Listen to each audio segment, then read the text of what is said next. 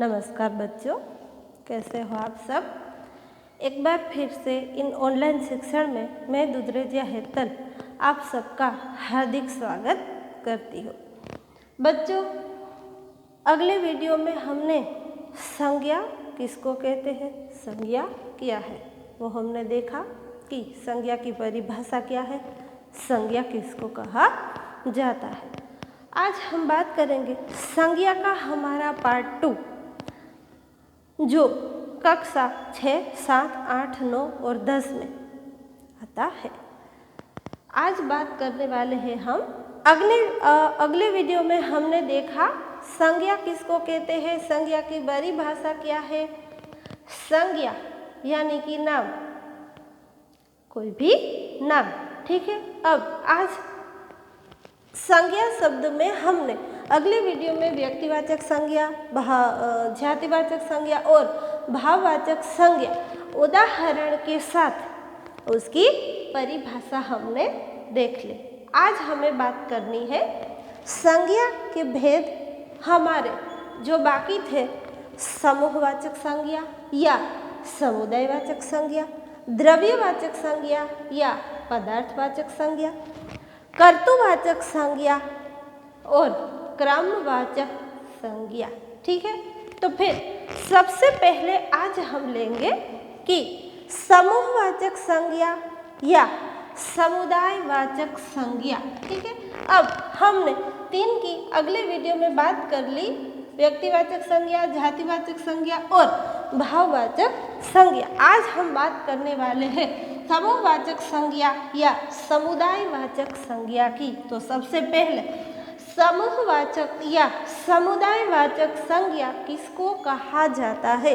तो 2 शब्दों या 2 से अधिक व्यक्तियों, वस्तुओं आदि का बोध जिस संज्ञा में हो उसे समूहवाचक या समुदायवाचक संज्ञा कहा जाता है। 2 शब्द हो, 2 व्यक्तियों हो, 2 से अधिक वस्तुओं जो हो, उनमें सब में ये संज्ञा का बोध कराए उसे समूहवाचक संज्ञा या समुदायवाचक संज्ञा कहते हैं। मैंने अगले वीडियो में कहा था कि ये समूहवाचक संज्ञा जो है और साथ में ये समुदायवाचक संज्ञा जो है वो दोनों क्या है, दोनों एक ही है, ठीक है। जब भी समूहवाचक संज्ञा पूछा जाए, फिर सिर्फ समूहवाचक संज्ञा ना भी आए और सिर्फ इतना ही पूछा जाए कि समुदायवाचक संज्ञा को बताइए अथवा तो ढूंढिए, तो ये समुदायवाचक संज्ञा भी समूहवाचक संज्ञा ही है, सिर्फ उसके अलग अलग नाम दिए गए हैं, ठीक है। तो समूहवाचक संज्ञा या समुदायवाचक संज्ञा 2 से अधिक वस्तुओं, व्यक्तियों आदि का बोध कराती है, उसे समुदायवाचक या समूहवाचक संज्ञा कहा जाता है। अब मैंने इसमें उदाहरण लिए हैं, लेकिन पहले समुदायवाचक संज्ञा या समूहवाचक संज्ञा क्या है। तो जैसे सेना, लश्कर, मेला, सभा आदि।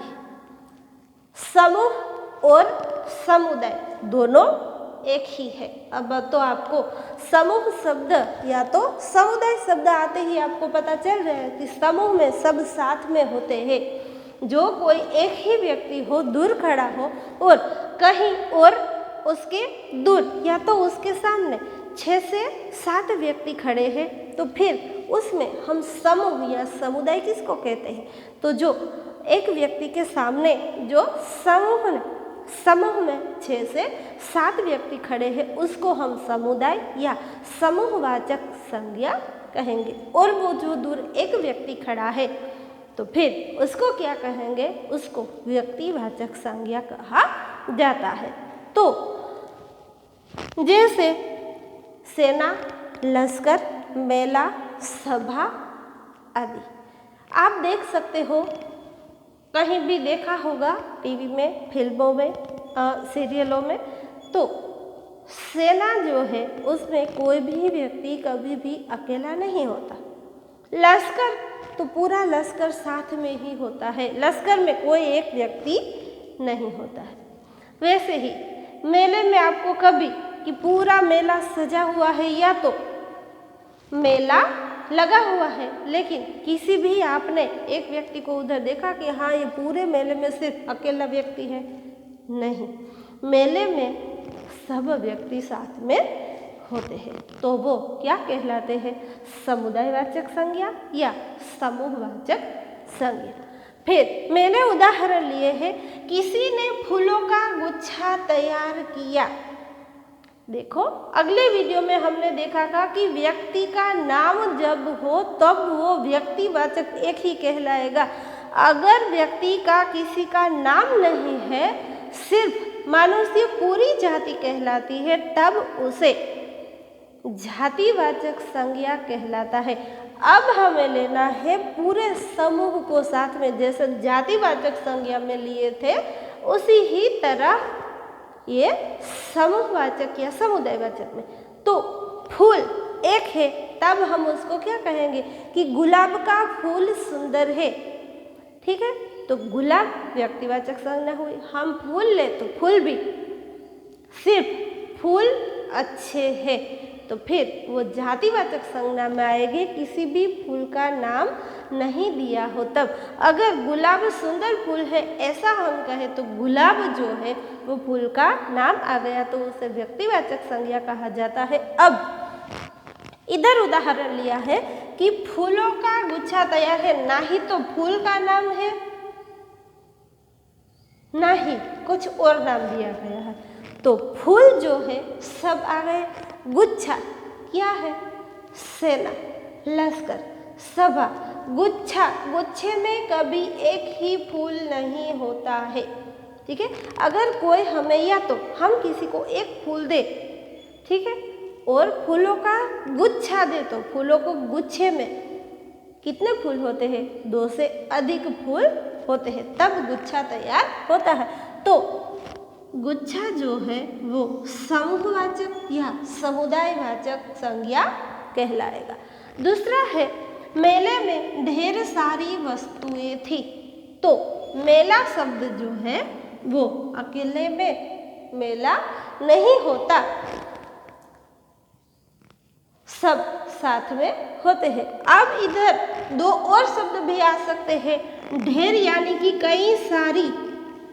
ठीक है, ढेर यानी कि कई सारी वस्तुएं, कोई भी एक वस्तु नहीं थी। तो अगर आपको पूछा जाए कि रेखांकित शब्द अगर आपको ढेर मिले, या तो फिर वस्तु दी जाए या तो फिर मेला दी जाए, तो फिर आपको इसमें अगर मैंने ढेर वस्तु में रेखांकित कर दिया और आपको टेस्ट में पूछा कि रेखांकित शब्द से समूहवाचक संज्ञा ढूंढिए अथवा तो बताइए, तो फिर ये रेखांकित शब्द जो है वो कौन सा है? तो समूहवाचक संज्ञा जो हुई।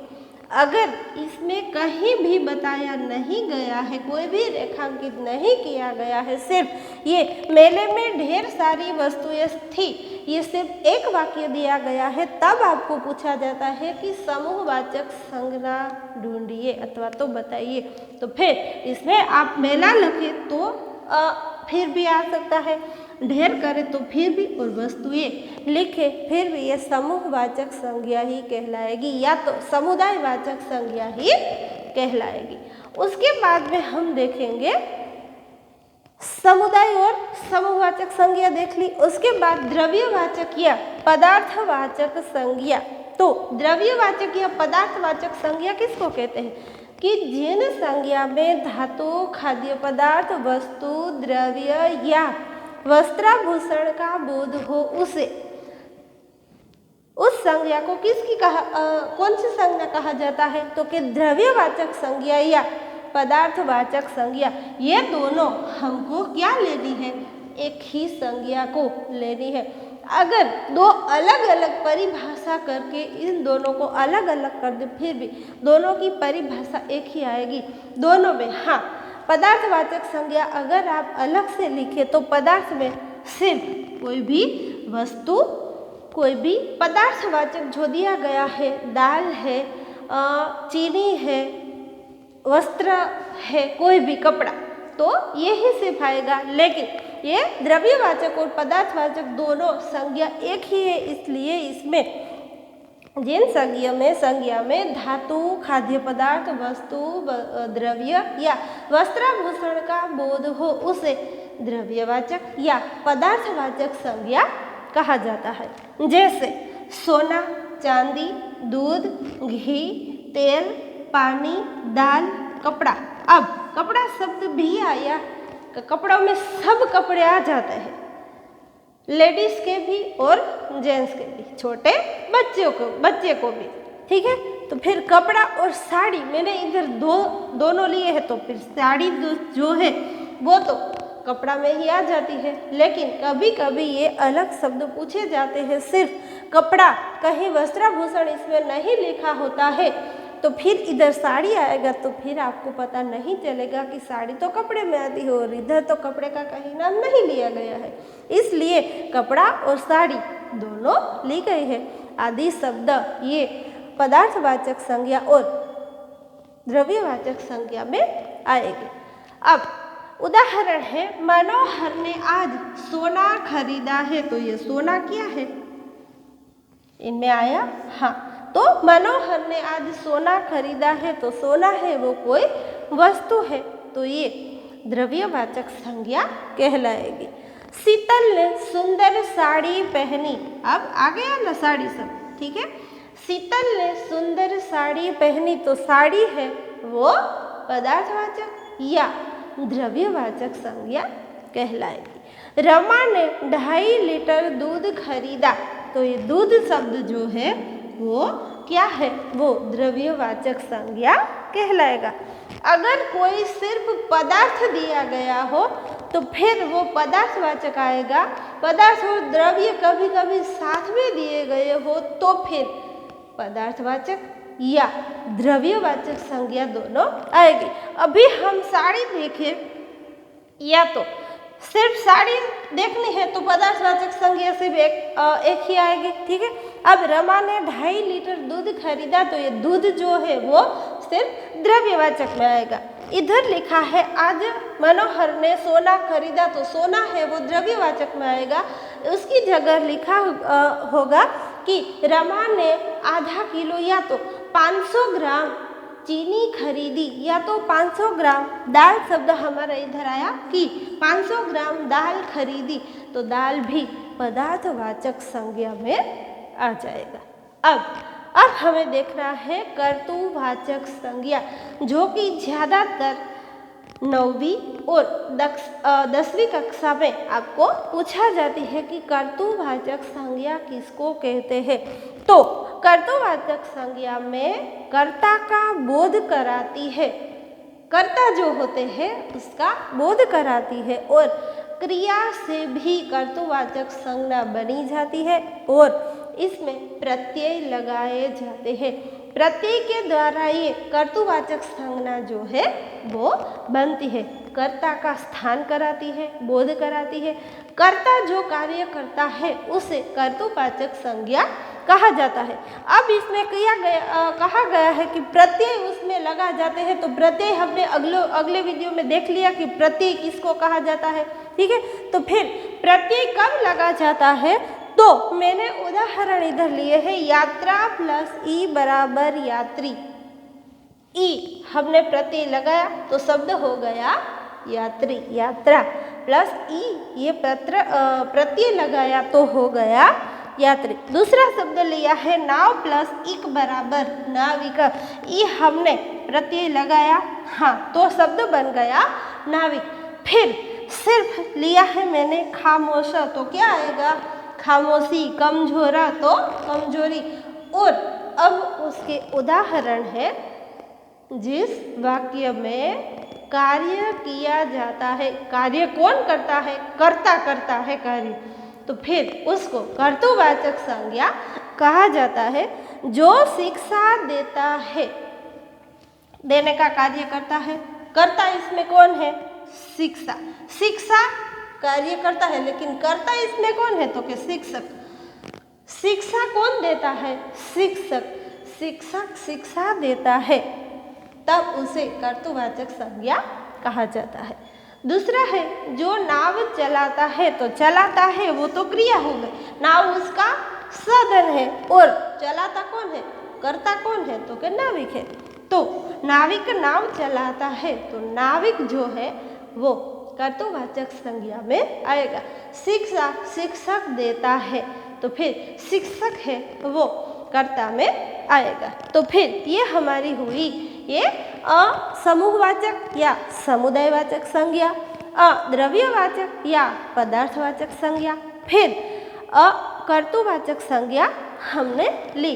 अब हमें बात करनी है क्रमवाचक संज्ञा की। तो ये क्रमवाचक संज्ञा है वो भी बहुत ही, तो क्रमवाचक संज्ञा हमेशा क्रम में दिखाई जाती है, उसको क्रमवाचक संज्ञा कहा जाता है।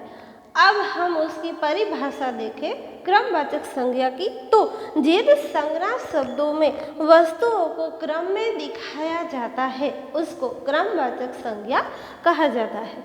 अब ये क्रमवाचक संज्ञा जो है वो आपको विशेषण में भी काम आएगी, तो ध्यान में रखना कि विशेषण जो भी होता है, जो क्रमवाचक विशेषण होता है वो भी ऐसे ही आएगा जैसे ये संज्ञा है। हाँ, क्रमवाचक संज्ञा आपको कभी ही परीक्षा में पूछी जाती है, ज़्यादातर कभी भी परीक्षा में बहुत कम ही आती है, लेकिन सिर्फ आपकी जानकारी के लिए कि क्रमवाचक संज्ञा भी आती है।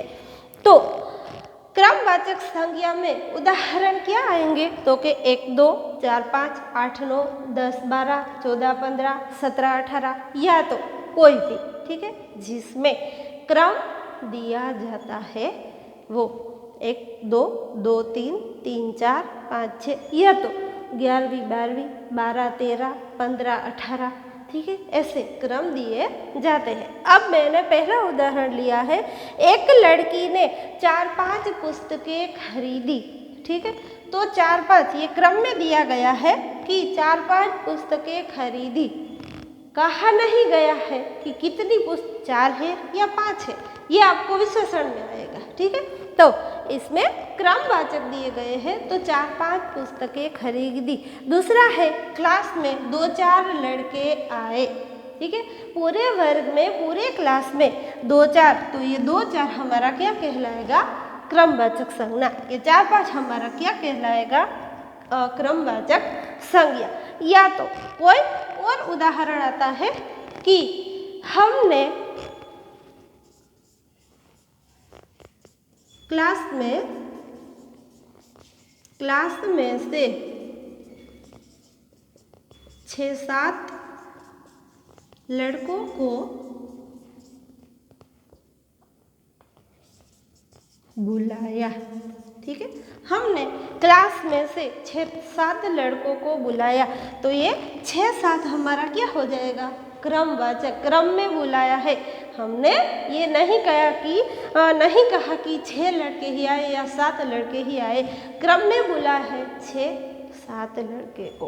4-5 पुस्तकें खरीदी, क्लास में 2-4 लड़के आए, ठीक है। तो एक बार फिर से इन पूरे बोर्डवर्क को हमारा पार्ट 2 संज्ञा का, ठीक है, तो पहले पार्ट में भी मैंने कहा था कि संज्ञा के ये जो हमको प्रकार या तो भेद दिए गए हैं उनको अपनी नोटबुक में लिख लेना। आज एक बार फिर से मैं कहती हूँ, अपनी टेस्ट में और परीक्षा में काम आने के लिए इन पूरे बोर्ड वर्क को एक बार अपनी नोटबुक में लिखकर फिर बता देना।